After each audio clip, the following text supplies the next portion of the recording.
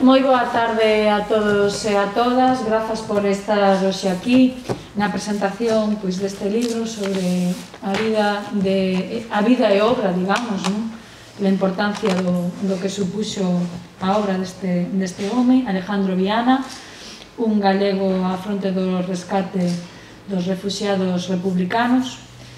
xogándose o pelexo por axudar as persoas do país, durante os tempos tan escuros do golpe fascista. Agradecerlle a Roberto Mera Covas que quixera vir a presentar esta obra, este libro aquí ao Concello de Moaña. Nos agradecémolo porque consideramos que este tipo de actos son moi necesarios, que coñecer a historia desde a perspectiva das persoas que padeceron toda a represión por defender nada máis que os dereitos, moitos deles dos que hoxe disfrutamos grazas ao seu labor. Creemos que é fundamental para nós todas as cuestións relacionadas coa memoria histórica, a memoria das vítimas da represión é fundamental, e sobre todo coñecer tamén aquelas persoas solidarias que se xogaron en moito o tipo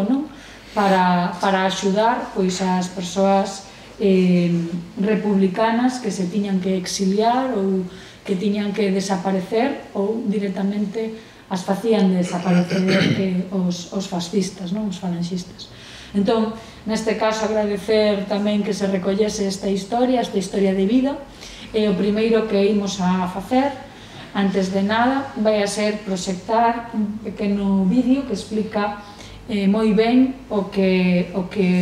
relata o libro, e despois escoitaremos a Manolo Rúa presentar propiamente a obra e o autor. Sabedes que Manolo foi membro desta casa há moitos anos, hasta a súa xubilación ano pasado. Antigo alumno. Antigo alumno tamén. Bueno, foi traballador municipal, o noso coordinador cultural tan importante, e agradecemos moito que aínda desde a súa xubilación siga colaborando en poñer a cultura do país por diante e en valor. Así que moitísimas grazas tamén a Manolo por prestarse a presentar o autor e a obra. Logo xa falará, por suposto, despois de Manolo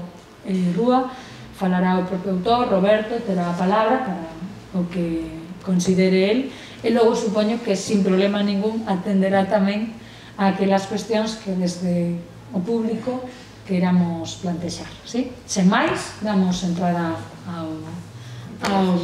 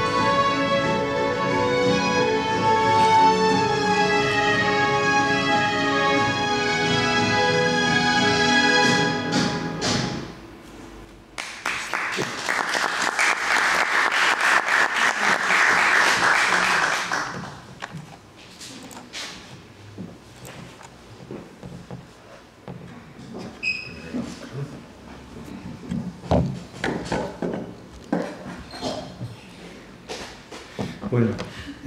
boas tardes. Bueno, en primeiro lugar teño que agradecer porque estou aquí casi por delegación, non? Roberto Mera falou con Xavier Abalo para que o presentara e Xavier Abalo díxolle de que o presentara eu e eu encantado da vida. É a primeira vez que presento algo dunha persoa que a coñecín hai media hora, pero unha vez que vin o libro que me mandou e este documental, o primeiro que se me ocurre é como estes aceleróns da historia, como o que estamos a pasar agora. É dicir, unha historia que é un señor de Ponteareas, que é diputado, que está en Madrid, que de repente declara esa guerra, que durante 3 anos hai unha guerra, que escapa como pode a Francia, e que anda deambulando entre París, Burdeos, Marsella. Mientras tanto, bueno, se vos contará os avatares, pero como todas aquelas persoas que se supón que tiñan moitísima información política e tal, quedan de repente desconcertados porque se non chegaba unha guerra, aparece outra guerra máis, e de repente todo se recompón e todos son casi marionetas de unha organización internacional que se lles escapa, non? Está o fascismo por un lado, Rusia polo outro, ou se non sendo o mismo, estamos na mesma situación no sentido de que unha historia que empeza nun sitio que se chama Ucrania, de repente, sin entrar xa en filias e fobias e en analizarlo como moita xente que che está mandando propaganda dun lado e outro, xa estamos noutra situación que en xaneiro, por exemplo, deste ano, non? É dicir, xa a Europa tomou unha serie de decisións sí ou sí, xa nos vamos a recompoñer, xa o goberno dixo que non iba a mandar armas, xa as mandou, que non iba a pactar con Marrocos, se pactou, en fin, que estamos nunha situación que as ideas e a organización mundial fan que, dixéramos, as pequenas nacións e as situacións se descontrolen e non sabe ninguén, estamos un pouco no nevoeiro, non? Como estaban eles con todo este padecemento que el vos contará, non? O primeiro que me chamou a atención do libro e que me agradou é como dunha historia familiar, dunha motivación, supoño, dun seu tío bisavó, que raios podía pintar na vida dunha persoa un tío bisavó, pero había unha historia aí por recuperar que, como decía un amigo meu, que foi o que fixo a biografía de Ramón Cabanillas, a cada galego nos toca un morto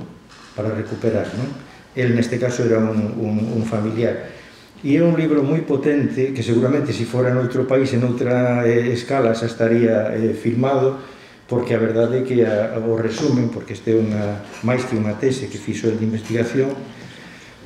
é unha historia increíble, non? Todo o avatar deste home, sobre todo a última fase, cando escapa de Francia, é tremendo, non? Eu creo que se pode, para a xente que vos gusta a lectura, comparar a libros como Calle Este Oeste de Philip Sands, que tamén é un señor que, a partir de Lvov, Lviv ou Leópoli, como se chama ahora, é dicir, ese sitio de Ucrania que non era Ucrania, que era o Imperio Austrohúngaro, que logo foi Polonia, que logo foi a URSS, que agora é Ucrania e agora non se sabe o que vai ser,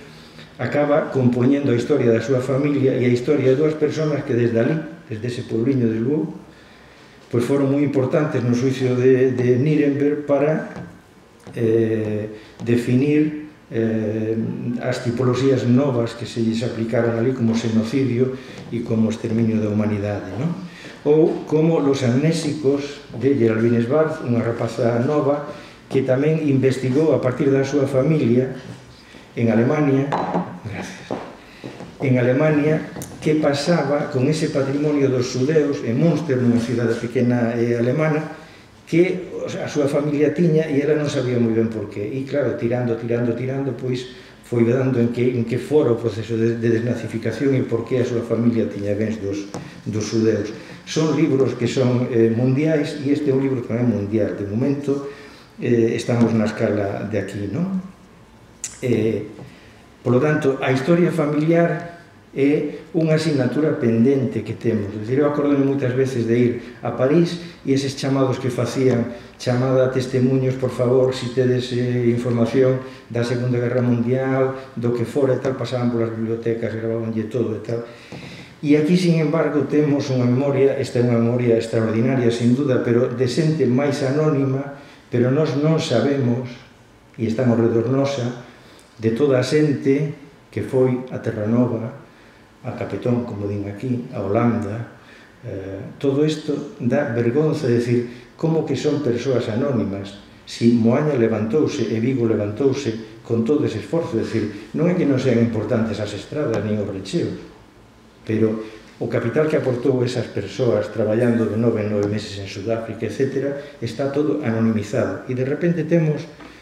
un cacharro como este, que se permite a estas alturas ser, si queres, un xornalista, un escritor,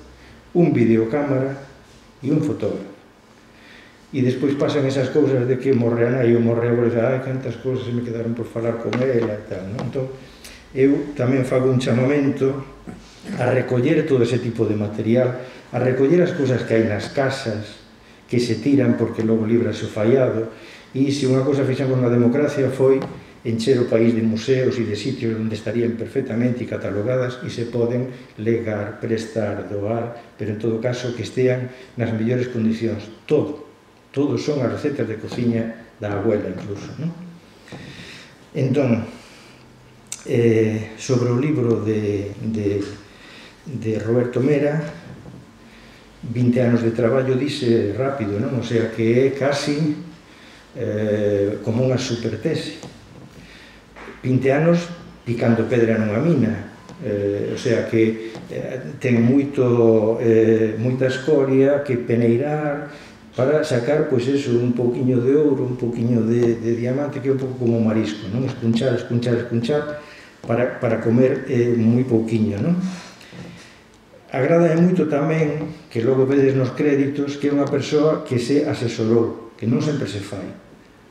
Dicir, aí hai unha serie de xente que lle botou unha man, porque hai que recurrir a quen sabe, non se pode estar inventando a pólvora, ni se pode estar mantendo discursos que sosteñen discursos, hai que ir os datos e hai que confrontarlos e hai que someterse, dixéramos, ao tribunal de quen sabe, aínda que é unha obviedade, a veces non se repite moito, non?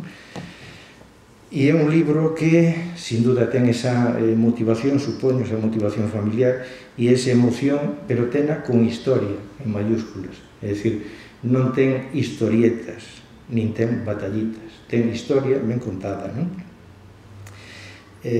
Outra cosa que ten, que a veces non abunda tamén, é as fontes, é dicir, é un exercicio honrado de... Claro, el peneirou todos os arquivos, o arquivo do PNV, os arquivos españois, os arquivos franceses, o sea que estamos falando ante un traballo que este é unha síntese, pero o traballo en total é un traballo dun investigador, pero vamos, dun historiador, dun catedrático neste caso, o traballo. Por lo tanto, cando se cita, non é por pedantería, non é por autoestima, tal como di Humberto Eco, cando se cita é porque hai que pagar débedas, porque alguén anteriormente entregou ese arquivo, fixo ese libro, etc., e hai que citalo. Digo porque non se repite moito a veces por aquí, non? E ademais ten unha vontade de estilo que se nota, non sei se ten guionista ou ten asesor, pero a medida que o libro vai andando, vaste dando conta desa angustia que non é ninguna impostura, é dicir, que os señores están ali e que o barco vai a sair, pero de repente manda un telegrama a policía de Franco a Gestapo a Francia e tal, non sai o barco. Logo en Casablanca, todo este tipo de cousas, e dices, Dios, vas andando, que se non fora unha historia real, parecería que é incluso novelada e guionizada, non? Por lo tanto, estamos ante a inserción dunha grandísima biografía personal e política galega na historia global contemporánea, mundial, é dicir, de Ponteareas para o mundo, como lle queiramos chamar, non? É dicir, un señor que estaba na súa vila, tiña o seu traballo, foi deputado e pescou neste turbillón da historia e non tiña nin idea de que dalía 5 anos e xa non era un rapaz que pasou entre os 59 e os 64, pois aparece en México, el solo, coa súa muller aquí. Por lo tanto, é unha historia que nos globaliza nese sentido, que aporta tamén, a parte destas persoas, nunha historia que é mundial, pero que non se coñecía esta parte exactamente. Por lo tanto, non volveremos a ver máis Casablanca despois de ler este libro, sin saber que aí pasaron outras cousas, aparte de que sempre nos quedará París e estas cousas todas. E eu o meu agradecemento a Roberto Mera, os parabéns, e eu declararía tranquilamente o doutor honoris causa en Historia Contemporánea, e sin duda Alejandro Vianólogo, e deixo vos coa palabra del que é o que viñemos aquí, que os introductores son moi aburridos.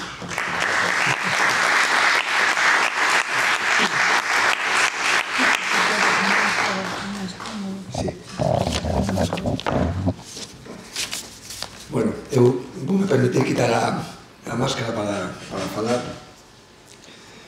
Además teño a voz así un pouquiño xa por natureza, pero bueno, de tanto falar cada vez a teño peor. Moitas grazas a Leticia pola súa presentación, a Manolo, que efectivamente nos coñecemos hoxe personalmente, pero falamos antes varias veces, non é que foi a primeira vez que temos contacto, e ao Concello de Moaña tamén por a súa colaboración para facer hoxe aquí este acto de presentación. Bueno, eu sempre comezo estes actos explicando así unha cuestión moi persoal, e que para mí facer todo este traballo de investigación, que agora culminou na publicación deste libro, foi de alguma maneira como resucitar a un morto, non? E foi realmente o máis importante que fixe na miña vida, seguramente. Precisamente por esa sensación de resurrección, de unha persoa que estaba morta no sentido máis profundo, máis duro da palabra, porque estaba morta e máis esquecida, sepultada no esquecemento, a nivel social, por suposto, pero incluso no ámbito familiar, en la que había un recordo dela máis afectivo que outra cousa, se que había un descoñecemento absoluto do que era a súa trayectoria, sobre todo do 36 en adiante, non? Bueno, se foi posible resucitarlo foi tamén un pouco de casualidade. Eu, como dixo antes Manolo, é algo que xurde no ámbito familiar. Alejandro Viana era meu tío bisavó. Eu empecé a escoitar falar de Alejandro, do tío Alejandro, o meu avó, que era o sobrinho carnal del, tamén o meu pai, na casa, cando íbamos a veces a casa do meu avó, se falaba do tío Alejandro, e con certo orgullo, porque fora deputado, entón era un motivo de presumir na familia, que éramos un parente deputado, e que morrera en México, pero eso era o único que saía a colación, cando era neno, finais dos anos 70, sabía que era moi querido. De feito, o meu irmán pequeno chamase Alejandro en recordo do famoso tío Alejandro. Hai moitos Alejandros na familia, tanto na carnal como na familia política, por ese cariño, ese aprecio, ese afecto que había cara a él. Pero bueno, aí quedou a cousa. Vou poñer aquí unha imaxe do meu avó, que é algún medio responsable de que Alejandro Viana hoxe en día, digamos, saíra a luz o que é a súa vida, porque ele dá unha media conexión entre ese pasado e o presente, e por iso tamén poño a fotografía que está ao lado, que esa foto está tamén o meu avó no frente de Teruel, porque ele foi mobilizado no bando franquista. Eu de pequeno, por prexuizos e por desconhecimento, non sabía que un rapaz de 20 e pico anos se Pontares non elixía bando, pero me fixen a idea de que o meu avó debía ser desacordo porque fora a guerra no bando de Franco, que se cadra por iso tampouco tive moito interese durante moito tempo en preguntar máis sobre o famoso tío Alejandro, que estaba tan orgulloso, que sería procurador das Cortes con Franco, ou alguna cousa así, porque deben ser da mesma onda, se que tan orgulloso está del. Bueno, pasaron moitos anos, e xa no ano 2000, máis ou menos, cando xa tiña prácticamente 30 anos, un día de casualidade formulei a ecuación, cando xa teño unha certa formación política e histórica, e un sabe que México foi o destino dunha parte importante dos exiliados. E sabes, o famoso Alejandro, que morreu en México e fora deputado, así que foi deputado republicano e morreu no exilio, non? Entón, fixen a pregunta ao meu avó e efectivamente confirmoume que fora así, non? E nese momento o meu avó saca un cartafón que tiña guardado, que nunca antes, nos 30 anos, tiña xa o sacara para nada, ni para dar máis explicacións sobre o seu querido tío, donde tiña algunhas cuestións, algúns documentos, tiña algunhas cousas mecanografiadas por él para a Enciclopedia Gallega que nunca se chegaba a publicar, unha fotografía de Alejandro Viana, e un recorte do Faro de Vigo dos anos 90, destes de memoria da cidade, onde se falaba del, sobre todo da súa etapa antes do 36 en Vigo, e a relevancia que tivera na cidade, pero tamén se facía unha pequena mención ao papel en Francia, co tema dos exiliados, da axuda humanitaria, moi vaga, moi básica, pero, bueno, suficiente como para que a mí xa me entrara, vamos, o interese por intentar saber o máximo posible sobre ese personaxe, sobre ese familiar, non? Bueno, a partir de aí comeza xa un traballo de investigación, por decirlo así, non sou un investigador, nin sou un profesional de historia, pero, bueno, empecé primeiro por as persoas que ainda vivían, logo lamentei chegar tarde porque a medida que avancé na investigación me decatei de que xente que me podía ter aportado información morrera xa na década dos 90, pero ainda así quedaba xente todavía viva que o coñecera, os seus sobrinhos,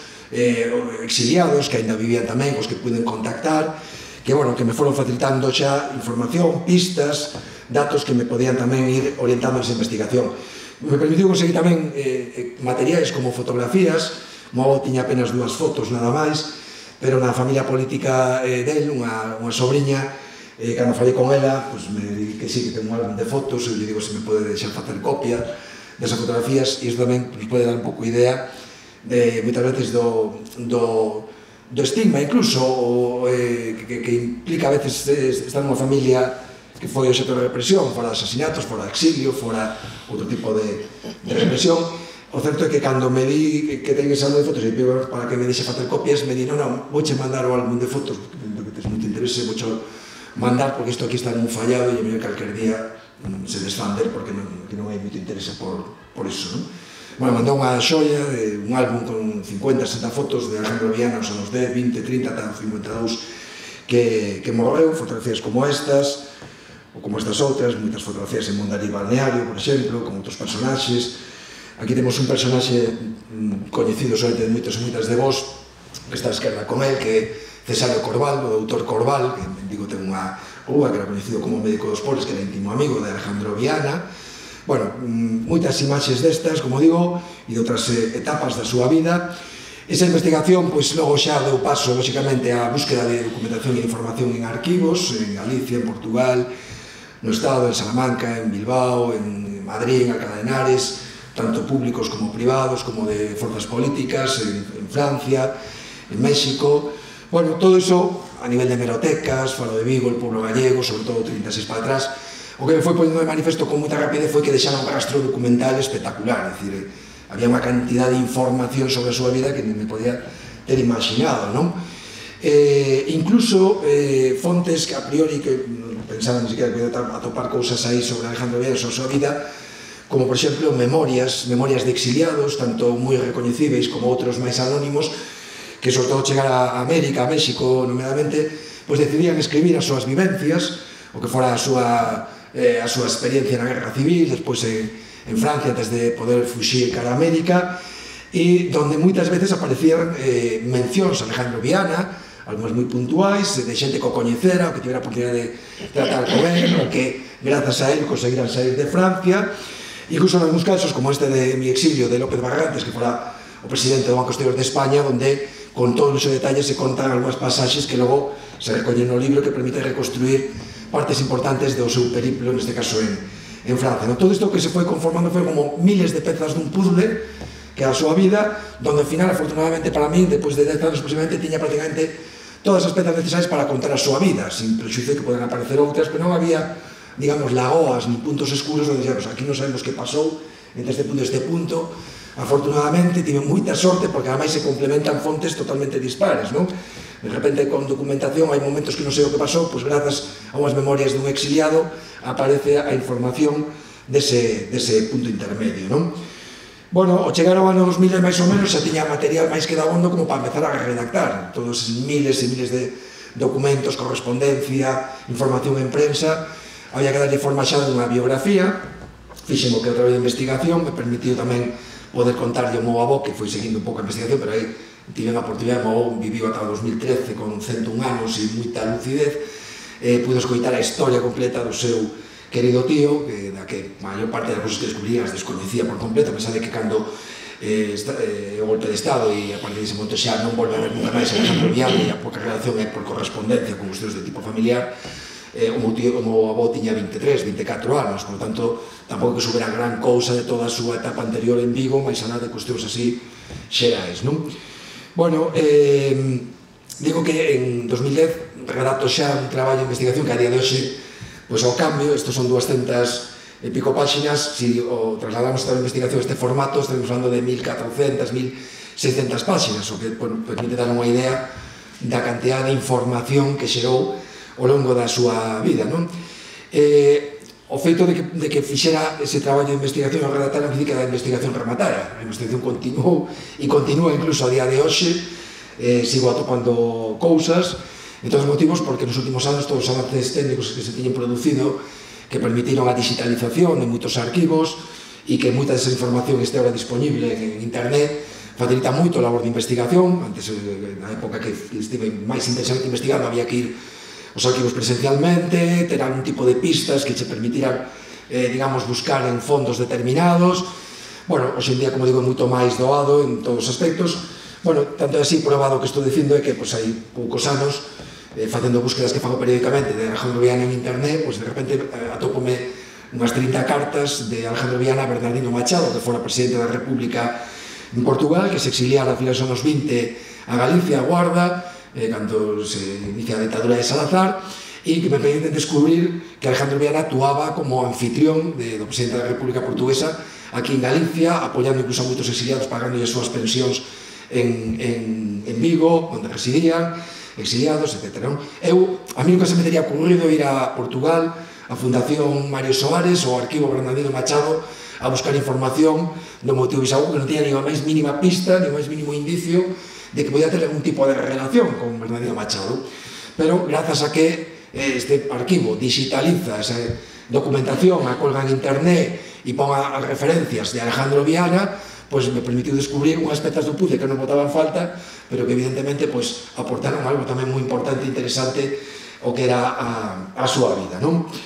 Bueno, ese traballo moi extenso e que xa no ámbito familiar xa trascendera e que logo a nivel local, nalgúna publicación, nalgúna revista local, permitiu tamén facer algún artigo con unha biografía moi xenérica, moi básica. Era evidente que había necesidade de dar a coñecer a figura de Alejandro Viana á sociedade, non? E iso, a miña maneira de facer era a publicación dun libro, non? Bueno, abordar a publicación dun libro implicaba varios retos e a priori bastante complicados, por para mí. O primeiro, que había que resumir o traballo, claro, porque o que non quería eu era publicar un libro de centos de páxinas, ao final, para que xo compren 4 amigos por compromiso, poñen aí unha estantería ocupando sitio, e se len 20 páxinas, xa podemos dar grazas, non? Sabendo como era a súa vida, o que interesaba era dar a coñecer, pero dunha forma asequible, non? Desde o punto de vista cuantitativo e das dimensións do traballo. Bueno, a mí o resumir se me dá mal, hoxe me vou dar exemplo, como outras veces, pero o peor non era iso, o peor era non só a dificultade, senón, desde o punto de vista casi incluso anímico, de dicir, bueno, e que é? Corto, non? Que corto? Eso era un sacrificio e un sufrimento. Porque, ademais, cando un sabe todo o que hai, todo o que vas recortando, tes a conciencia de que estás privando a xente de coñecelo. E, ademais, tamén pensando nos investigadores, non? Que dicía antes Manolo, dos traballos que fan outros que permiten e axudan a outras investigacións. Bueno, ao final, en todo caso, ese reto se conseguiu porque efectivamente o libro ten unhas dimensións que son asequibles desde o punto de vista cuantitativo, son 200 e pico páxinas que se leen sin moita dificultade, non? Con todo ese sacrificio de a priori privar a xente de moita información que un podía considerar que tamén era de interese, resolvímoslo dunha forma que agora de seguido xa explicaré. O segundo reto era intentar facer o libro ameno, non? Que a historia fose amena e entretida. Había algo a priori que o facilitaba, que era que a historia é unha historia en si mesma bastante épica, un pouco casi como un guión de película en moitos dos seus momentos, pero o traballo tamén era un traballo que estaba redactado de unha forma moi académica, con un estilo denso, lento de leer, con moitísimas notas a pé de páxina, citando absolutamente todas as fontes de onde saía cada unha das cuestións que se afirmaban. Por tanto, bueno, a mí realmente eso era un reto que a priori me parecía bastante complicado de abordar con un mínimo éxito. Eu non teño dotes literarias ningunhas, eu me dedico a redactar demandas judiciais e notas de prensa pola miña actividade profesional persoal, pero claro, poñes a redactar un libro que a priori era casi como unha novela, pero baseada en feitos reais. Bueno, e era consciente de que había un potencial no libro, pero claro, difícil era como redactado dun xeito entretido, non? Bueno, se ao final se conseguiu, que hai xente que di que sí, incluso xente que non son amigos non me fío, pero hai xente que non coñezo que me din que é moi entretido, que se lee moi rápido, que é moi ameno, que parece unha novela por momentos. Se iso é así, non é tanto mérito meu como mérito dos materiais que atopei, non? Depois de darlle voltas e aí enfrascado intentando ver como empeza a escribir isto, un día, vendo a ver como iba a contar o que Alejandro Viana decía nunha carta, deime conta de que quen mellor explicaba era él.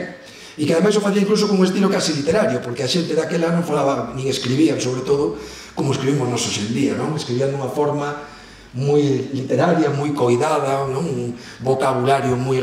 a veces, rebuscado, e con esa solemnidade, con ese estilo que, como digo, é casi como literario, non? Entón, me conta e dixe, pero para que vou estar eu explicando o que di Alejandro Viana, intentar ver como fago para que sexa a menos entretido, si mellor que como di ele, imposible, xa está feito case un xeito literario. Entón, o que fixe foi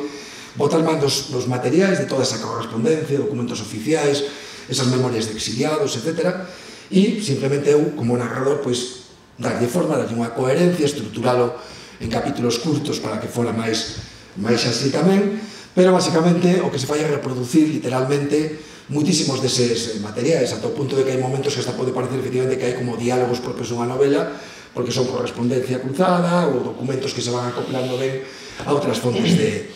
información, non? Entón, iso efectivamente lle pode dar ese ton máis entretido e ameno case de guión de película, non? Todo o libro tamén está baseado en feitos constatados documentalmente ou testimunialmente, non? É certo que, para facerlo tamén lixeiro, as únicas citas a pé de páxina que se fan das fontes é daquilo que se reproduce literalmente. Haberá quen poda dicir, bueno, cousas que eu afirmo como narrador, de onde saen, porque eu non poño de onde saco de determinadas afirmacións que eu fago. Bueno, para evitar tamén que poda ser tachado de falta de rigor e ao mesmo tempo para solventar ese problema do recorte que hubo que facer brutal do libro, o que fixemos foi publicar unha páxina web moi modesta pero moi práctica para o objetivo que persigue, que permite ter aí todas as fotografías que fui conseguindo durante todo este tempo e que tamén pode haber xente que me axude a identificar personaxes que aparecen aí que eu non sei quenes son, e aí en breve estará colgado xa disponible o traballo de investigación completo. Hai máis materiais tamén, iremos incorporando tamén documentos, etc. Pero o traballo de investigación completo, primeiro para investigadores, segundo para escépticos que queran comprobar de onde salen certas afirmacións, e terceiro para calquera persoa que quera máis información e máis detallada sobre Alejandro Viana e tamén da súa etapa anterior ao ano 36, que no libro apenas se aborda, e sen prejuicio de que no futuro se poda publicar tamén un libro que creo que tamén a súa historia anterior a 36 merece enter iso, non? Bueno, logo había un último reto que era topar tamén quen publicara o libro, non? Por sorte, pois dei con Belagua Ediciones e con Edurne, que está aí detrás, que unha vez que leron o traballo xa en forma de libro, pois,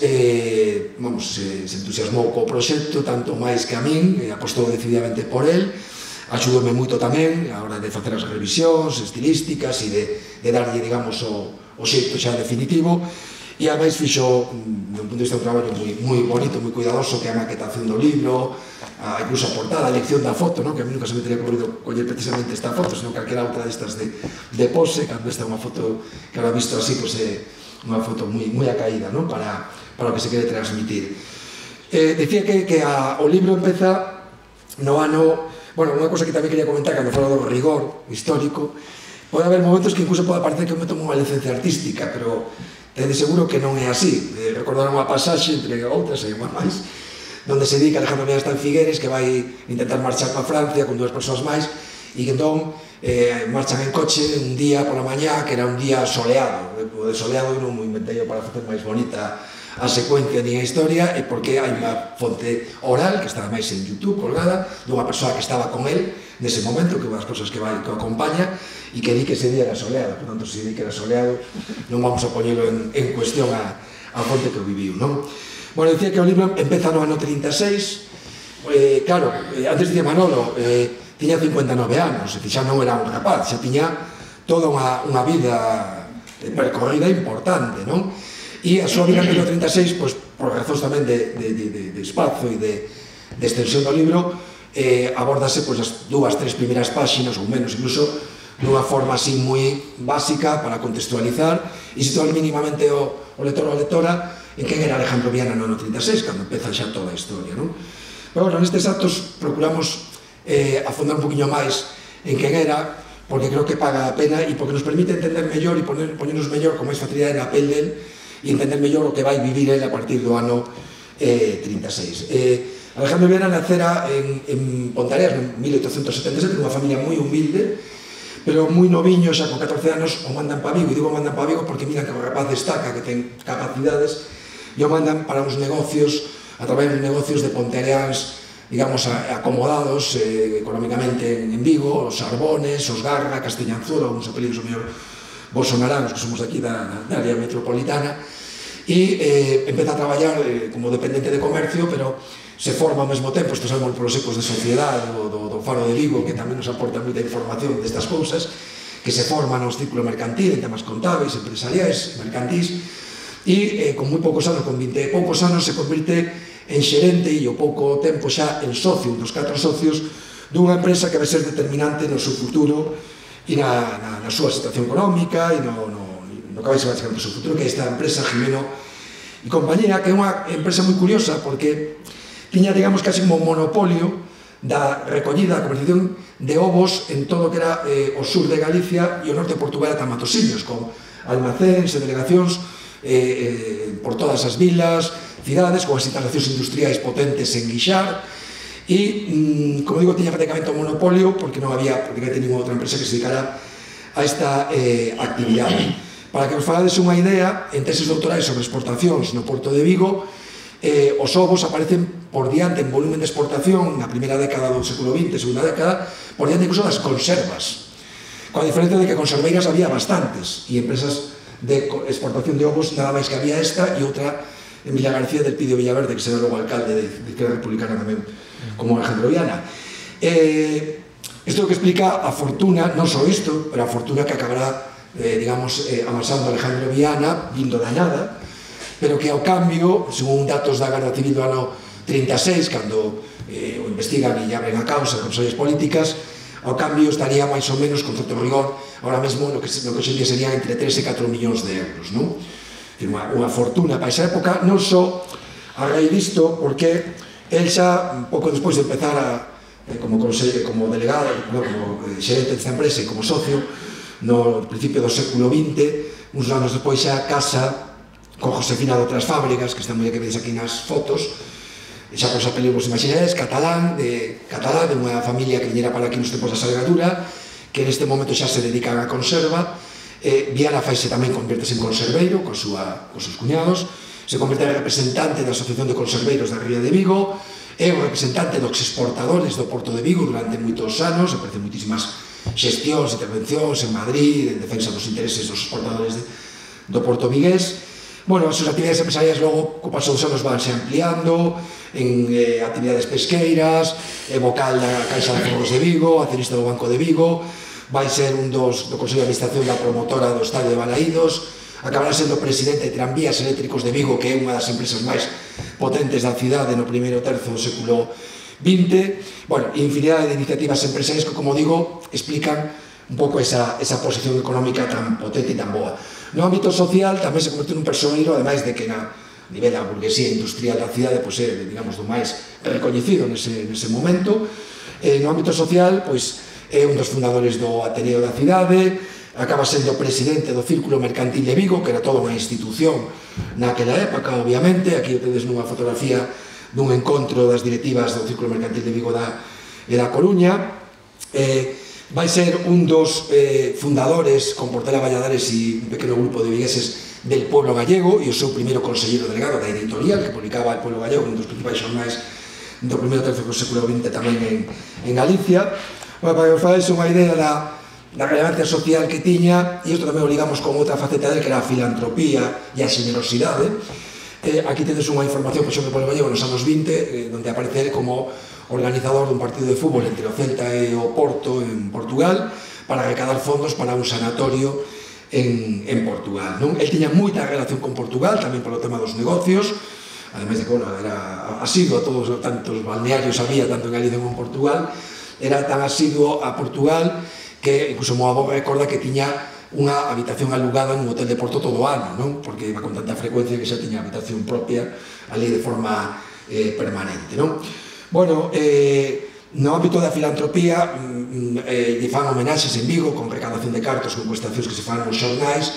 a él, ao Dr. Corbal. De feito montan varias fundacións, a Fundación Alejandro Viana de axuda á infancia. Bueno, era desta burguesía industrial de persoas feitas a sí mesmo,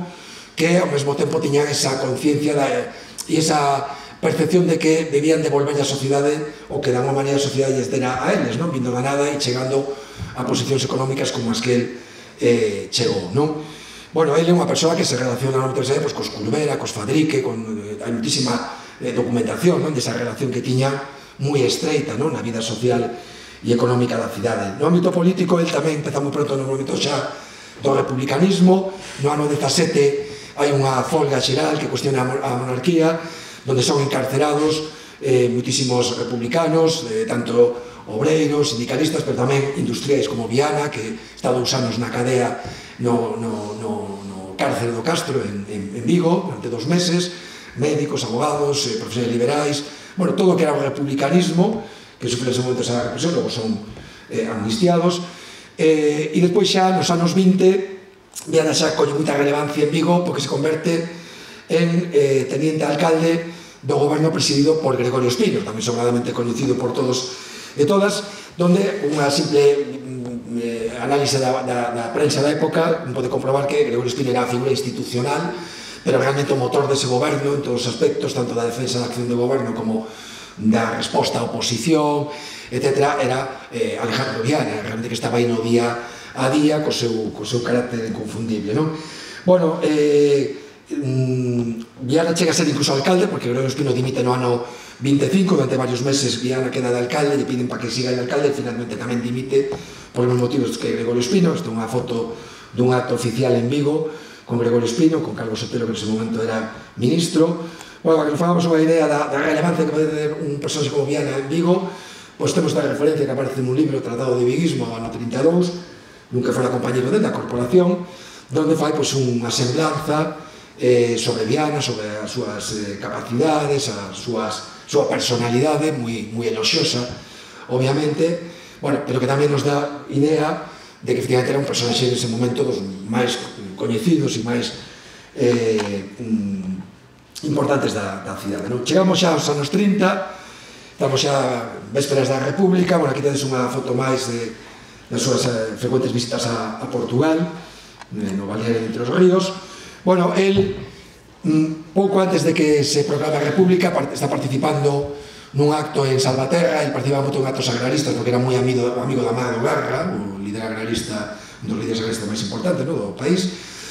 Aparece participando en Salvaterra nun acto de apoio á República, a incipiente República, con Otero Pedrallo, con Enrique Peinador. Bueno, isto tamén pode ir facendo unha idea, así, unha idea como falando de que cal era o seu tipo de relación social, política, con que persoas estaba ele habitualmente en contacto, non? Cando se proclama a República, el convertese en presidente de Izquierda Republicana, o partido de Manuel Azaña, na provincia de Pontevedra, non sin que antes Casares Quiroga o tentara na Coruña, da fe polo gallego, un artigo moi simpático sobre o tema, para que se incorporara ao Partido Republicano Galego. Bueno, se converte, como digo, en presidente de Izquierda Republicana, e aquí tedes unha entrevista que se lle fai no Polo Gallego no ano 33, cando se presenta como candidato na candidatura da Izquierda Republicana. Non sai elixido deputado, pero bueno, unha entrevista que nos permite tamén coñecer un pouco esa ideoloxía que tiña de persoa da burguesía, pero cun concepto progresista e social, tanto da economía, da sociedade, unha visión de alerta de que o maquinismo pode deixar unha indixencia a millóns de persoas e que, por tanto, hai que facer unha política que corrixa, digamos, eses problemas que se poden dar dun capitalismo salvaxe. Bueno, unha persoa, como digo, tamén con un pensamento político moi adiantado, non? Para esa época. Aquí temos unha imaxe dele en Mallorca. O que está no medio é Amado Garra, que comentaba antes, un dos líderes agraristas tamén de Ponteareas, onde ten tamén unha rúa dedicada a él. Bueno, durante este período da República, él tamén ten moita relación cos galeguistas, con Alexandre Bóveda, participa en Vigo en varios actos o 25 de xuño, Baqueta das Cabañas, onde el intervén el, Castelao, Valentín Paz Andrade. Había moi boa relación entre a izquierda republicana e o Partido Galeguista. Estamos falando tamén xa dos prolegómenos do referendo do Estatuto de Autonomía de Galicia. Aquí tedes unha carta dela a Alexandre Bóveda no ano 34, a resposta de Alexandre Bóveda. Isto, bueno, con motivo das eleccións do 33, onde falan de cuestións electorais, económicas, desa campaña electoral. E, bueno, chegamos ao ano 36, e se presenta en febreiro do 36 a candidatura da Fronte Popular, con Castelao e con moitos outros dirixentes do Partido Socialista, galeguistas, agraristas, republicanos, por suposto. E, bueno, isto que tedes aquí é unha orla dos deputados elixidos pola Fronte Popular no ano 36. A esquerda no recadro estaban os deputados galegos, aí ampliado no outro lado. Vemos aí Alejandro Viana abaixo no círculo, arriba no círculo tamén, bueno, inconfundible Castelao. A esquerda de Alejandro Viana está Suárez Picallo, con quen el vai ter moita relación durante toda a guerra. A esquerda de Castelao está Osorio Tafal, o que fora alcalde de Pontevedra, que era íntimo amigo de Alejandro Viana, tanto así que Viana era padriño dunha das fillas de Osorio Tafal. Bueno, este era, como digo, o seu ámbito de relación.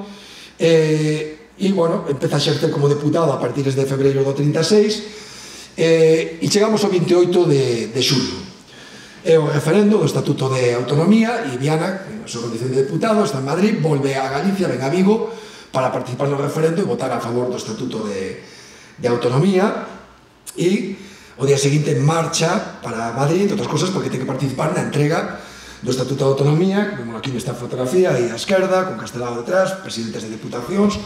alcalde das principais cidades do país. Bueno, aquí é realmente onde empeza o libro, aquí é onde empeza todo o que acabo de contar agora, como dicía antes, se liquida unha páxina e media, non? Ahora que xa temos máis información, sabemos máis que era Alejandro Viana, como dicía antes, ten xa 59 anos, el se converte en deputado, el mesmo di nas entrevistas para el. É un pouco ese concepto que había da política naquela época, de moita xente, de que daban ese paso e asumían xa reflexiones políticas de unha certa envergadura, xa casi como un colofón a unha trayectoria vital, persoal, profesional, donde, como o caso de Viana, xa, digamos, fora todo, na súa vila, na súa cidade, e dan ese paso tamén un pouco, un xeito máis ben altruista. Ele fala, non, de que para ele iso como un símbolo religioso, que vai a coidar con toda a rectitude e con esa dignidade que fai gala despois, como se pode comprobar perfectamente no libro, non? Bueno, é un momento, por tanto, de facer unha reflexión, non? Evidentemente, cando Viana marcha o 29 de xuño, volve para Madrid para seguir coa súa actividade política, o último que se podía imaginar, con toda esa bagaxe que tiña máis detrás, é que nunca máis iba a volver a súa casa, que nunca máis iba a volver a pisar o seu fogar, non? Que nunca máis iba a volver a ver a mairande parte da súa familia. El non tivera fillos, fillas, pero tiña moitos sobrinhos. De feito, como mostra do seu altruismo e xerosidade, acollera nos anos 10 a 6 sobrinhos que quedaran órfos da nai, da irmán de Alejandro Viana, e con pais deixou abandonados. El acolleunos, a súa muller tamén, acolleronos en Vigo como se foran os seus fillos de moi pequenos, e os coidaron como fillos. Como digo, non vai volver a ver prácticamente a ningún dos seus sobrinhos nunca máis, ni ninguén da súa familia.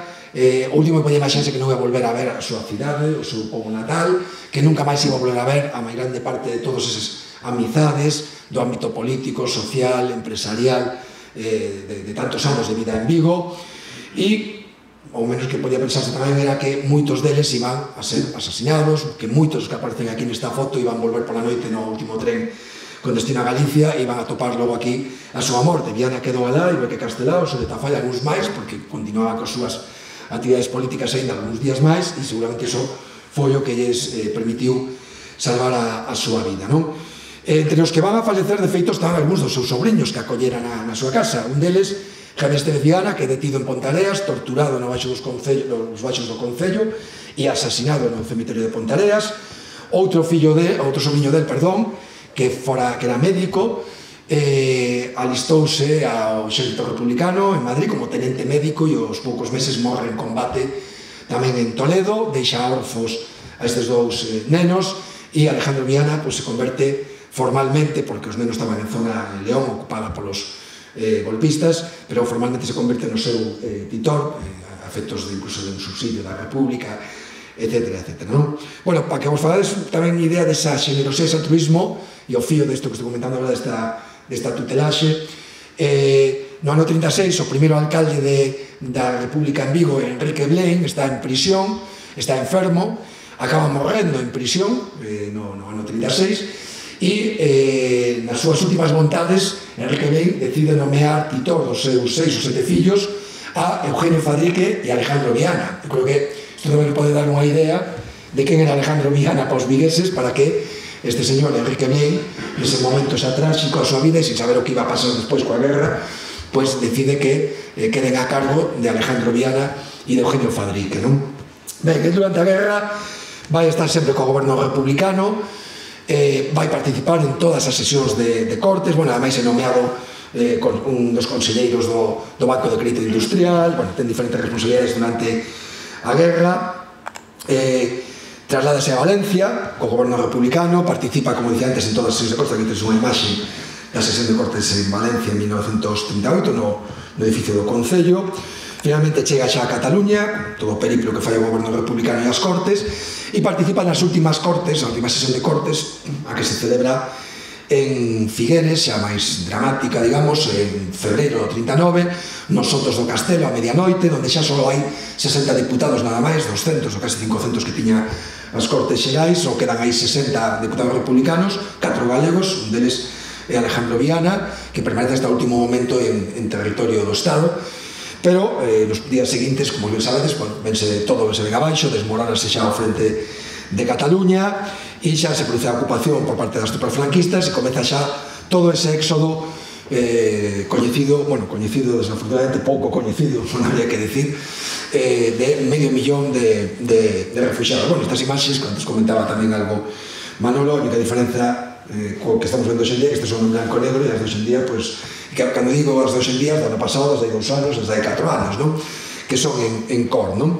A desgracia é que muitísima xente que agora está moi sensibilizada no Estado español co que está pasando e co drama dentro dos refugiados, canta xente non tenía máis mínima idea de que isto foi o que se viviu aquí, o que viviron os seus avós ou os seus bisavós non hai tanto tempo, porque non estamos falando tampouco de tantos anos, non? Bueno, se produce, como digo, este éxodo, o éxodo é repentino, é masivo, Francia non tiña nada preparado, incluso se negara xa previamente a acoller a 160.000 refugiados como pedira o goberno de Negrín. Cando cruzan a fronteira finalmente, o que fan os franceses é dispersar a todos os refugiados, as mulleres, os nenos e os anciáns os distribuen por toda a xeografía francesa, por suposto todos perden o paradoiro uns con outros, non saben onde están, e a mirande parte dos homes, 250.000, son internados directamente en praias, que chaman naquele momento campos de concentración, que serían hoxendía campos de refugiados, pero que ni siquiera se parece mínimamente ao que hoxendía se entende por un campo de refugiados decente ou normal, non? Simplemente praias con alambradas nas primeiras semanas, sin ningún tipo de teito, onde tiña que facer buracos para protexerse mínimamente do aire, nun inverno moi duro como foi do ano 39, incluso no Mediterráneo francés. Aquí tedes unha imaxe, por exemplo, da praia de Argelès-sur-Mer con 90.000 refugiados. Imaginaos o que pode ser unha praia con 90.000 persoas aí metidas simplemente con as alambradas, vigilancia militar e pouco máis, non? Moitos van a morrer, a xente que pensa que, bueno, que os que se conseguiron cruzar e sair e escapar da guerra, pois, bueno, dentro do malo salváronse, e o único, pois, o drama do desterro, non? Pois, en absoluto, houve xente que incluso onde atopou a morte foi precisamente no exilio, non? Nas condicións tan críticas nas que tiveron que vivir nesas primeiras semanas, incluso moitos durante meses, porque moitos estiveron nas praias vivindo meses e meses, casi anos, me atrevería a decir, non? Aquí tenes unha outra imaxe que permite ter unha idea tamén das dimensións do drama que supuxo toda esta situación, non? Bueno, o libro, entre outras virtualidades que pode ter, é que máis alá de falar do personaxe, pois permite achegar a moita xente, incluso xente interesada pola historia. Teño algúns amigos que me digan que non sabían nada isto das praias, non? E con este detalle e o drama que supuxera, pero tamén permite achegar algo que tamén é importante, que é a reacción e a actuación do goberno republicano no exilio, do que tamén se ten falado moi pouco, que é realmente sorprendente e admirable, como un goberno derrotado é capaz, primeiro, toma a decisión os seus dirixentes de dar resposta á obriga moral de atender a estes centos de miles de refugiados que teñen que escapar por estar defendendo a democracia de 3 anos de guerra e ese goberno republicano. Moitos dos dirigentes podíanse ter marchado, quizás quen poida, e, bueno, tampouco me haría moito reproche, e deciden crear unha organización moi potente, o Servicio de Evacuación de Republicanos Españois,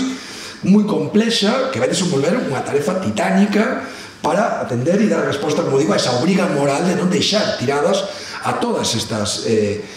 persoas, e que tivo a previsión ese goberno de sacar moitos recursos económicos do Estado precisamente para poder logo destinalos a esta situación onde eran necesarias cantidades inxentes de cartos e de diñeiro.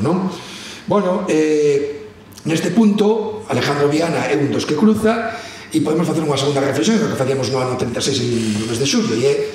bueno, el xa con 60 anos podíase ter marchado perfectamente para América, el tiña recursos económicos a pesar da tentativa dos franquistas de incautar de todo o seu patrimonio, entre outros motivos porque, bueno, era exportador, levaba todavía dedicado aos negocios en outros países, sabía manexar capitais e, por tanto, puxo a bo recaudo boa parte do seu capital e do seu patrimonio, tiña xa dos sobrinhos que conseguiran marchar para México, tamén ali exiliados, podíase ter marchado para México para facer a súa vida, e xa, bueno, que a guerra está perdida, tampouco ninguén lle va a reprochar nada, e, sin embargo, decide quedarse precisamente porque asume a necesidade de dar resposta a esa obriga moral de atender a refugiados e asume a responsabilidade que lle va a encomendar o goberno republicano. Ese Servicio de Evacuación de Republicanos Españois, aquí tedes un modelo de ficha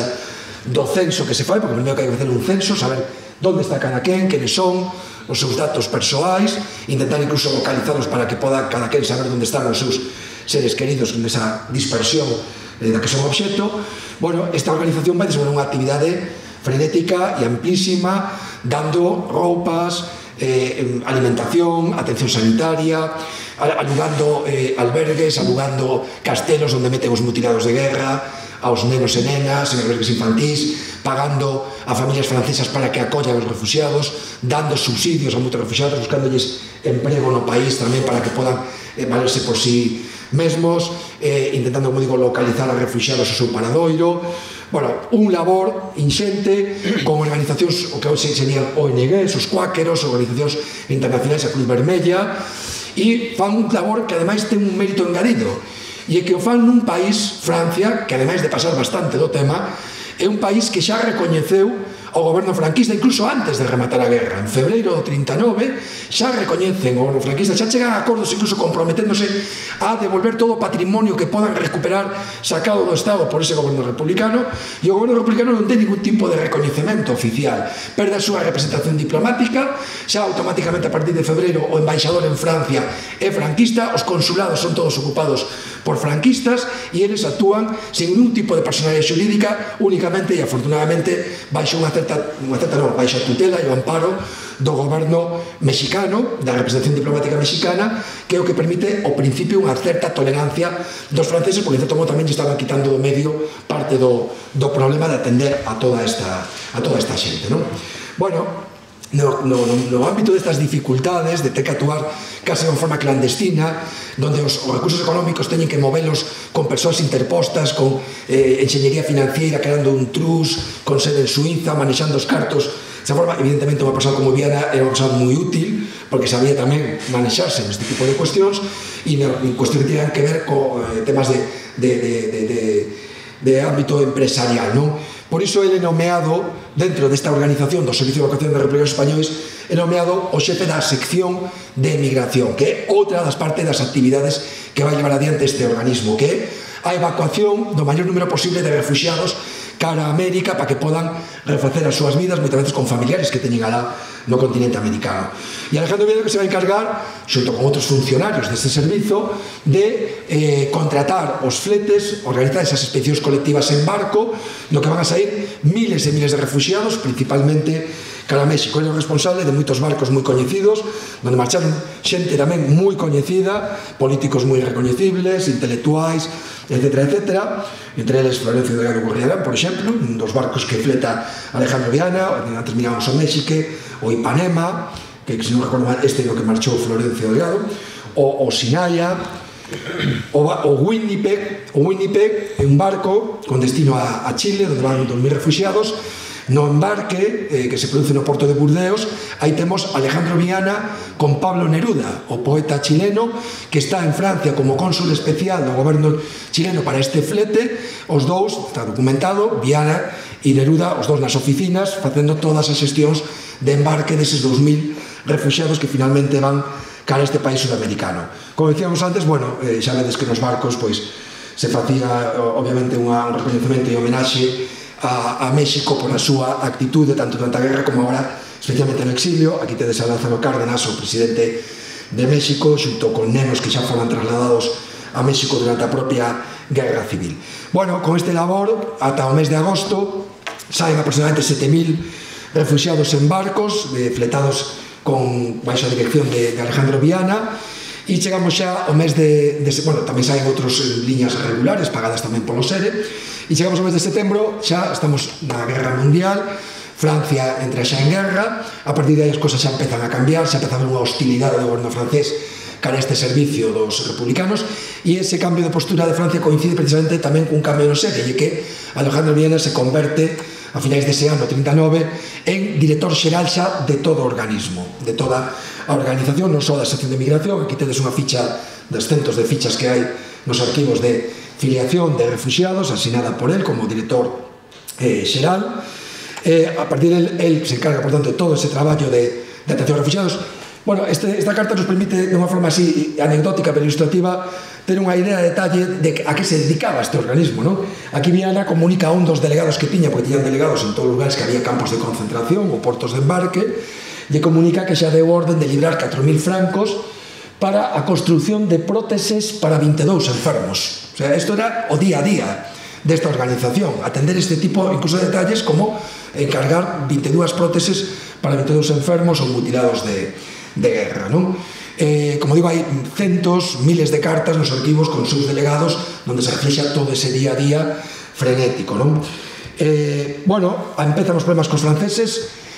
primeiro con intervencións policiais, incautación de documentación, ocupación das oficinas, incautación de cartos, empezan tamén xa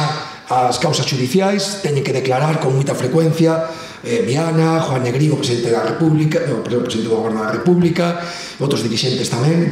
dese goberno, ante os xulgados franceses, non son investigados para saber das súas actividades, da orixe da procedencia deses recursos económicos, sempre coa presión detrás, ademais, dos franquistas, sobre o goberno francés, as autoridades francesas, para que interveñen e actúen contra eles. Bueno, como resultado, como consecuencia desas intervencións, o propio Alejandro Viana ten que sair en unha roda de prensa en París diante dos xornalistas, que sabía falar francés, isto non sei por meu avó, algo que foi de moita utilidade nestas circunstancias, diante dos xornalistas explicando e defendendo a actuación do servicio de evacuación e dicindo seguramente algo que non pensaba, pero que diplomáticamente lo que conviña decir, que Francia está facendo todo o posible e axudando muitísimo aos refugiados republicanos, non? Bueno, a pesar de todas as dificultades, nos meses seguintes siguen entregando subsidios, siguen atendendo refugiados materialmente, se siguen fletando barcos agora a República Dominicana. Viana se converte tamén nestes meses de finais do 39, principios do 40, no delegado de organizacións galegas de América que recurren a él para sacar refugiados en barcos de liña regular, as Sociedades Hispanas Confederadas de Nova York, as Sociedades Galegas de Bos Aires, que lle envían cartos a Alejandro Viana, os datos de refugiados para que él os localice, lle consiga os visados, os permisos de residencia, as pasaxes de embarque, e lles dé eses cartos para que podan sair rumbo a eses países onde teñen familiares ou amigos que os están agardando. Pois a día tamén salen centos miles de refugiados durante todos eses meses con esas xestións que fai Alejandro Viana. Chegamos xa a maio do 40, os alemáns entran en Francia, en xuño xa entran en París, 2 días antes de que os alemáns ocupen París, Alejandro Viana escapa con centos de miles de persoas rumbo a Burdeos, cara ao sur, xa con bombardeos dos nazis tamén sobre a cidade atlántica, e despois xa en Burdeos é capaz incluso nas propias oficinas do SER, eso está documentado nas memorias do presidente do Banco Exterior de España, que mirábamos antes ao principio, ele é capaz de fletar aínda un último barco, o Cuba, onde marchan 500 refugiados, entre eles o pouco persoal que aínda quedaba do SER en Francia. El non marcha, el permanece en Burdeos. Nos días seguintes chega Juan Negrín, protegido polo embaixador mexicano, con 15 dirixentes máis republicanos, entre eles Casares Quiroga, o ministro de Facenda. Viana é o que se encarga do seu aloxamento, de xestionar toda a logística do aloxamento, e nos días seguintes marchan un barco con identidade falsa mexicana nas adegas dun barco carboeiro grego rumbo a Inglaterra. Ese grupo de dirixentes, digo, como dicía, baixo xa bombardeos no porto de Burdeos dos nazis, pero ele tampouco se marcha. Eu, ao principio, é verdade, cando estaba buscando as pezas do puzzle, non tiña ainda a peza que me explicara por que se quedara ali. Non entendía que non se marchara con eses últimos dirixentes que xa habían perigar a súa vida e tiñan que marchar sí ou sí, non? E, ao final, afortunadamente, atopei a explicación e a resposta cando se publica un libro con toda a correspondencia do embaixador mexicano nese momento en Francia, en París, que aparece unha carta de Alejandro Viana, embaixador, donde lle explica que efectivamente decidiu quedarse en Burdeos xa incluso cando é ocupada a cidade polos alemáns, porque consideraba que a súa obriga era continuar atendendo material e moralmente aos refugiados republicanos que todavía permanecían en Francia. É dicir, aplica a máxima de que o capitán é o último a abandonar o barco ata as últimas consecuencias, non? Bueno, el efectivamente se queda ali, desde ali manda unha postal de feito a súa irmán en Pontareas, unha postal que é algo comprometedora porque desde que ten o cuño da censura militar non di prácticamente nada, simplemente confirma a súa postal, di que continúa sin novedade e o que sí, claro, é unha postal de Burdeos, que está dicindo onde se atopa. Evidentemente esa información que está facilitando e a súa vida evidentemente corre a risco polas súas actividades anteriores ao 36, perdón, anteriores ao 39, ao 36, perdón, quería dicir, e tamén sobre todo polas súas actividades en Francia manexando o patrimonio que o goberno Sacari que tanto obsesionaba os franquistas. Bueno, nos días seguintes, como sabedes, empezaban a producir os secuestros, xa os franquistas teñen as complicidades necesarias para poder campar as súas anchas, empezaban os secuestros e entre eles moitos deles coñecidos, como o presidente da Generalitat, Companys, que fusilado pouco tempo despois, o doctor Fernández Vega, moi amigo de Alejandro Viana, de Pontareas, que fora gobernador civil de Málaga, que é secuestrado, entregado a Franco e fusilado un par de anos despois. A Viana tamén o intenta secuestrar, está tamén documentado, el mesmo explica nunha das súas cartas, algunhas persoas que acompañaban tamén o explican en correspondencia, o intenta secuestrar 10 membros da Gestapo con falanxistas na vivenda na que estaba, recibir unha confidencia e lles permite esconderse esa noite, ese día anterior a ese intento de secuestro. Eso obriga a esconderse, a cruzar Francia de oeste a leste ata chegar á fronteira con Suiza, a un pobo que se chama La Loubès. Estas fotos que están aquí, que vos vou ensinando, non son sacadas de internet, son as postais que tanto él como unha persoa que acompañaba de Pontareas, Pastor Candeira, que tamén ten un papel moi salientable, que é merecente seguramente de outro libro, que tamén era de Pontareas, diputado provincial de Izquierda Republicana, que acompaña dende o 36 ata chegar a México. Son as postais que les iban enviando a súa familia. Aquí se esconden á espera de ver se teñen a oportunidade coa protección mexicana de conseguir un barco que o saque de Francia. A finais do ano, novembro, xurde esa posibilidade, se traslada a Sanary-sur-Mer para coller un barco. Finalmente ese embarque se frustra, como dicía antes Manolo, porque hai intervención dos franquistas cos alemáns, queda suspendido, incluso hai detencións de republicanos que iban a embarcar nese barco, e finalmente, despois de moitas vicisitudes e sin saber moi ben como foi capaz de eludir os controis na entrada ao barco dos falanxistas e da Gestapo, consigue subir a este barco que vedes aquí, o Alsina, que é unha postal que envían eles tamén de Casablanca, Pastor Candeira, que é un barco onde van centos de xudeos, austríacos, checos, e onde fan sitio a 200 republicanos, entre eles Alejandro Viana. Este barco tiña que leválos en 20 días aproximadamente ata Buenos Aires, e o que tiña que ser, pois, unha viaxe que puxera fin a todas estas penalidades se acaba convertendo, como se dunha maldición se tratara, nunha nova odisea por África de prácticamente un ano. Uns días despois de partir, chegan a Dakar, capital de Senegal, e se atopan co problema de que non poden cruzar o Atlántico, non teñen o permiso dos ingleses, que son os que teñen que autorizalo. O Banco de Bandeira francesa é un país, digamos, hostil, porque hai o armisticio entre os franceses e os alemáns non lles deixan cruzar, se cruzan se asumen o risco de que podan ser afundidos, non sería o primeiro barco de pasaxeros que sufre un percance desta natureza na guerra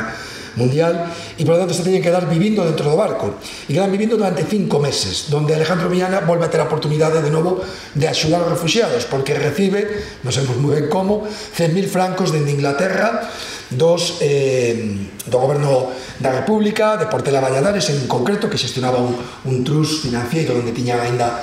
fondos disponíveis, e reparte 100.000 francos entre todos os pasaxeros republicanos que lles permiten subsistir durante estes 5 meses, a pesar de que viven, como digo, en condicións moi penosas que se narra perfectamente no libro porque hai moita bibliografía de persoas que o acompañaban nese barco, non? Bueno, finalmente os devolven a Casablanca, donde volven a ter o risco de que podan ser repatriados a España, por protectorado francés. Os recluen primeiro uns días en un campo de concentración no deserto, en condicións tamén moi duras. Finalmente, coa intervención do cónsul de Bos Aires, Argentina consiguen sair. El se instala nun hotel onde empeza a facer de novo xestións. Aquí tedes algunha das cartas da correspondencia desas xestións que fai, onde lle pide axuda ao embaixador da República en Londres, e explica as xestións que está facendo, e tamén que intenten enviar recursos económicos a un apartado de correos en Matosiños dunha empresa conserveira, porque tiña razón que ainda sigue existindo a empresa conserveira con o mesmo apartado de correos 80, 90 anos prácticamente despois. E depois de moitas xestións, tanto que fai el co Consulado de México en Marsella, como outras xestións que se fai dende outra organización tamén humanitaria en México, se consigue fletar un barco que ven tamén de Portugal, o Cuanza, tamén en relación cos xudeos, de unha organización que tamén sacaba xudeos dende Lisboa. Se consigue fletar este barco donde por fin embarca el co resto dos refugiados, e agora sí consiguen chegar a México xa en novembro, saíran de Marsella en xaneiro do 41. Bueno, como vedes, todo unha sucesión de incertezas. Nos, hoxe en día, sabemos o que pasou e como acabou a historia, pero a todos estes dramas e penalidades hai que sumarlle a incerteza psicolóxica persoal de non saber durante a guerra que vai pasar o día seguinte, como van a acabar as cousas, despois en Francia, despois con os alemáns, escondendo, sin saber se terás un barco ou non, despois en Casablanca, se te van a devolver ou non a España, etc. Bueno, aquí tedes a ficha del como asilado político cando entra en México. Uns anos despois o fará a súa dona no ano 47, 11 anos separado físicamente da súa muller, como decía antes, sería o último que se podía imaginar, o 29 de xuño do 36, cando volve a Madrid. E logo el refai a súa vida en México perfectamente, compra unha farmacia, uns emigrantes galegos de Pontareas, o convirte en un negocio moi próspero, onde coloca a traballar tamén o alcalde republicano de Pontareas, Benito Casasnovas. Bueno, el fai moita vida política, sigue moi activo en México. Aquí tens unha imaxe del nunha das sesións de Cortes no exilio que se celebran no ano 45 en México. Aí tedes tamén a esquerda con outros exiliados, abaixo con motivo da sesión de Cortes con Pardo Galloso, outro diputado republicano. Ten tamén relación con Castelao cando visita México no ano 45 pola celebración desas Cortes no exilio. E logo xa, no ano 52, xa vedes postrado nunha cadeira de rodas xa pouco antes do seu falecemento en México de EFE. Bueno, como vedes, é unha historia que parece increíble que non se coñecera ata agora, con todo o resto documental que deixara e con todo o que hai detrás. E ainda que poda parecer que fixen spoiler, isto é un resumo, o sea, ainda hai moitas cosas que non contei. Xa vos avisei que o resumir se me daba mal, pero bueno, hai moitas cosas que non están contadas porque evidentemente hai moitísima máis información da súa vida que se recolle no libro, non? Bueno, isto decía antes que foi un acto de resurrección, como vedes, porque todo era descoñecido na familia prácticamente, pero ao mesmo tempo un acto de xustiza, non? Non é máis que unha mostra da anomalía que supuxo o paso da ditadura a democracia no Estado español, esa transición da que tanto presumen algúns, pero que este tipo de traballos o que evidencia efectivamente esa anomalía, non? Como non se fixe ese traballo de recuperación da memoria, de restauración do que aconteceu, de recoñecemento ás persoas que, como Alejandro Millana, como tantos e tantos outros, fixeron realmente heroicidades, non? Por defender primeiro os valores da República, segundo a democracia como tal, e logo as persoas que sufrían a represión, ou neste caso o exilio, non? Nos, no libro, bueno, de forma un pouco comercial, se fala do Schindler galego, non? bueno, unha maneira coloquial, as comparacións tenían moitos matices, evidentemente, neste caso, pero unha forma de entender e de transmitir con poucas palabras que era e que cal foi o papel principal de Alejandro Viana neses anos, pero sirve tamén para poñer manifesto esa distorsión e esa anomalía, non? Vos se buscades en internet está o Schindler portugués, Aristides de Sousa, un diplomático que axudou a sair a moitos xudeus de Francia, está o Schindler mexicano, Gilberto Bosques, o cónsul de Marsella, co que tivo moito trato Alejandro Viana documentado ademais, do que se fala tamén no libro, o Schindler mexicano, que tamén axudou a sair a moitos xudeus, que por certo actuaban baixo paraugas diplomático e de certa protección dos seus estados, sin querer establecer comparacións, pero evidentemente nada que ver coas circunstancias nas que tiveron que traballar os republicanos e Viana en particular no seu labor humanitario, non? Bueno, un amigo historiador di a veces con gracia e con razón, di que, bueno, isto de chamarle Schindler galego é un erro, non? Que en realidade o que había que chamarle a Schindler sería o Alejandro Viana alemán, ainda que non fora máis que por razóns cronolóxicas, porque efectivamente posterior, non? Pero bueno, o certo é que parece increíble que esa anomalía ainda a día de hoxe sigue dando pé a debate. Vedes que cando se fala de a memoria histórica, de que se a lei de memoria histórica, pues se fai non sin polémica, e ainda que cuestiona a estas alturas si isto se debe ou non se debe facer, si é remover no pasado ou reabrir feridas, non? Bueno, ao final todo isto, si sae a luz, como vedes, é por dúas cousas, por casualidades, moitas veces, como no meu caso, e por voluntarismo. No meu caso, casualidade de que o meu avó falara do seu tío, que o meu avó vivira bastantes anos, que a mí un día se me dera por formular esa ecuación xa cando tiña prácticamente 30 anos e que o meu avó ainda seguira vivo. E logo o voluntarismo de decidir dar o paso e decir, vamos a investigar e vamos a buscar en todas partes e baixo das pedras toda canta información poida haber, senón, pues, todo isto tería quedado aí oculto para sempre, desperdigado, espallado por moitísimas fontes de información e arquivos, non? Bueno, tamén pon de manifesto algo que creo que é importante e é a relevancia de persoeiros e como era o noso país antes do ano 36 e rompe de alguma maneira tamén mitos, non? Esa historia de que aquí nunca houve burguesía comprometida co país, comprometida coa sociedade e tal, isto nos nunca tivemos, claro que houve e moitas seguramente, con a generalidade o problema foi que acabaron con ela. Acabaron con ela e non quedou prácticamente ningún legado de todo este tipo de xente. Analizando quen foi Alejandro Viana e como ele tantos outros máis, podemos imaginar que sería este país se no ano 36 non tivera acontecido o que aconteceu, puderan ter desenvolvido o resto da súa vida con normalidade e transmitir o seu legado ás xeracións seguintes, non? Evidentemente estaríamos falando de outro país absolutamente diferente para todos e todas nós. Bueno, con isto conclúo, agradecemos moito a vosa presencia, a vosa asistencia, porque de alguma maneira, estando aquí, pues, me estades tamén axudando a resucitar aínda máis a Alejandro Viana entre todos e todas nós e no lugar que se merece, que na historia do noso país. Moitas grazas.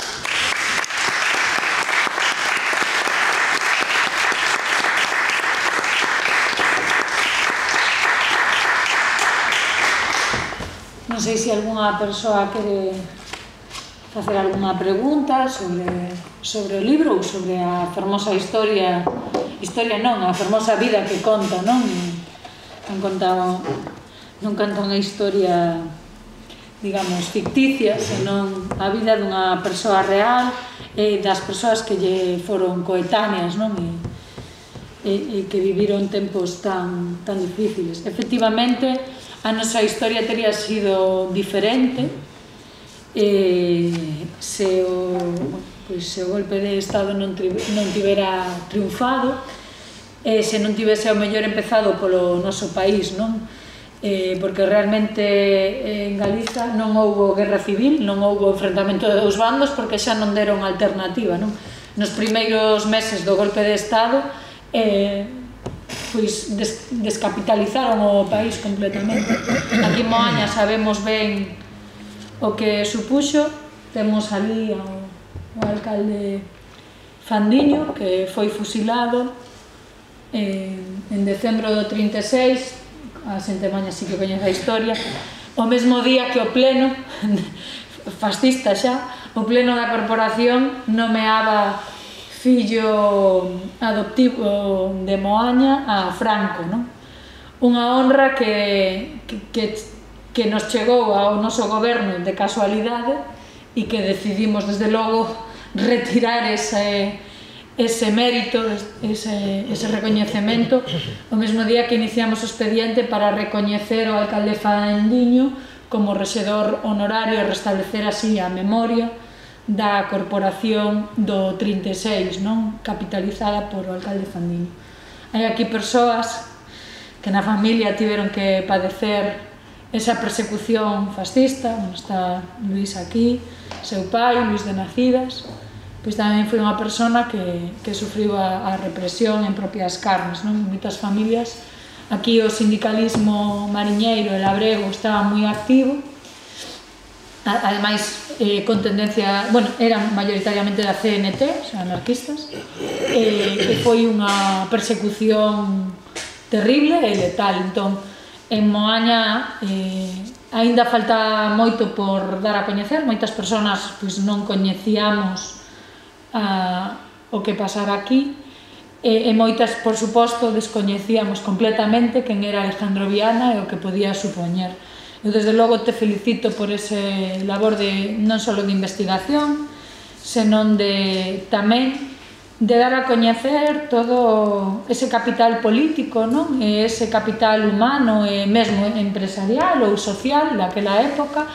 que tampouco efectivamente se puxo nunca en valor,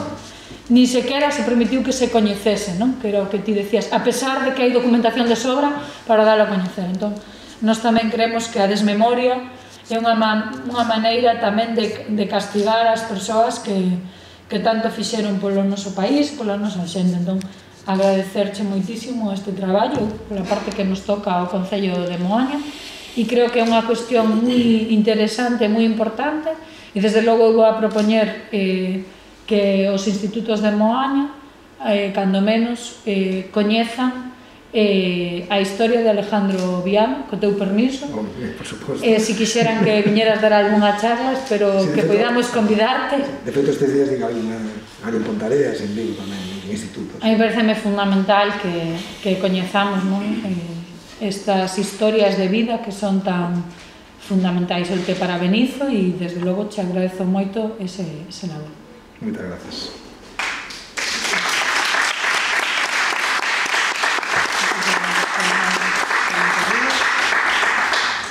Si queres preguntar algo,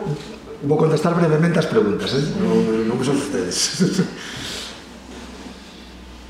Se non, pois pasamos ao momento de sinatura. Moi ben. Se non se queredes, pois pasamos entón ao momento de sinatura dos exemplares, quen queira, aquí o autor disponible para poder facelos.